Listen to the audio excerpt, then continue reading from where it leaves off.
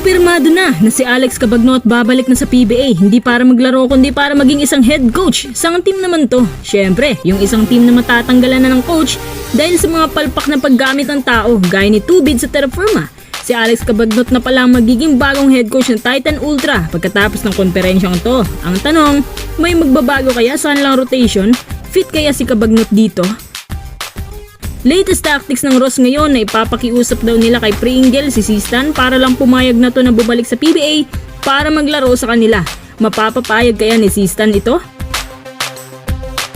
40 plus na si Alex Cabagnot kaya hindi na pwedeng maglaro kahit may laban pa. Unfortunately, ayaw na ni Alex pero go siya pagdating sa coaching job at isa nga Titan Ultra sa mga gustong kunin. In fact, ayon sa isang reliable spin writer na si Snow Badwa na kinakausap na raw ng Titan Ultra si Alex Cabagnot para maging head coach nila. Ano palang nangyari no sa Chito Victorero prospect?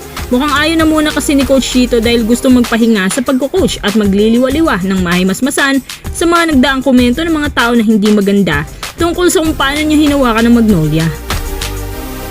Alam nyo sayang nga si Coach Chito ang mas kailangan nila base sa lineup ng Titan Ultra ngayon, especially na meron silang mga nadagdag na matatangkad na big man. Ang tanong, bakit sa Alex Cabagnot? Ayon sa management, siya ang pinakamalapit na pwede nilang masandalan kasi nga malapit na rin naman matapos ang Philippine Cup na to. So para magkaroon sila ng mahaba-habang time sa adjustment, si Alex Cabagnot na yan agad. Magandang bagay rin ang kinuha nila si Alex Cabagnot kasi experience. Pwede pa nga yan maging playing coach kung gugustuhin.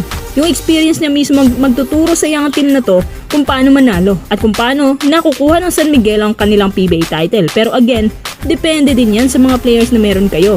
Ikumpara mo ba naman sa San Miguel na halos puro star players? Dagdag pa ni Snow Badwa na hindi raw farm team Titan Ultra.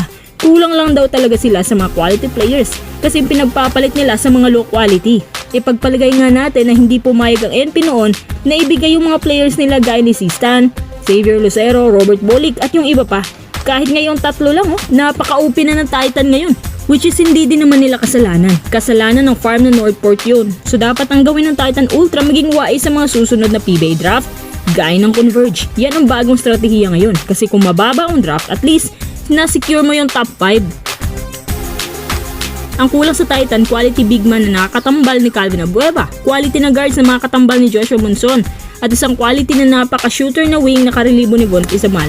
Kapag nakumpleto nila ang kanilang lineup, saka na nila problemahin kung sinong coach ang kukunin nila. Yung coach, gumagawa lang yan ng play, pero ang mga players talagang tunay na nagdadala ng mga plays. Kahit si Steve Kerr pang ilagay dyan, kung paldo yung lineup, paldo pa rin ang resulta. Tara, next update naman tayo. Pinakamalaking move ng Rain or Shine na kunin ng isa sa pinaka-legit big man noon, garnering a height of 6'8" na isang caliber big man dati ng Hinebra na si Christian Stan Harninger. Lagi siyang pinag-aagawan ngayon kasi siya nilang pag-asa ng mga teams na walang big man. At dahil mahal ang talent fee ni Stan, ibig sabihin, kaya pala ng Ross yan. Ayon pa rin kay Snow Badwa na hihingi daw ng tulong ang Ross kay Stanley Pringle para kausapin si Sistan. Ayon sa mga fans ng Hinebra na malapit na magkaibigan daw ang dalawang taong to at malaking bagay yung si Pringle mismo ang kakausap.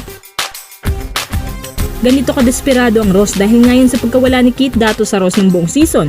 Mukhang no choice na rin ang Ross kasi bukod sa kanya, questionable din si Kaylan Chongson. Baka kahit gumaling pa, babalik din ang injuries kasi mabubugbog pa siyang lalo. Ayon sa mga latest updates kay Sistan, kasulukuyan pa rin siya nagpapakondisyon sa Shangri-La Hotel at maraming tao na nakapansin na parang may pinaghahandaan talaga siya. Good sign na raw to sa isang PBA comeback. Ang swerte pa rin ng Ross kung papayag siya sa magiging pakiusap ni Pringle sa kanya. Alam nyo, pang contender na talaga yung Ross. Kung di ako nagkakamali, ang Ross ang nasa top seed ngayon. Considering pa yan na kulang-kulang yung pyesa, paano pa kaya kung nadagdag itong si Sistan?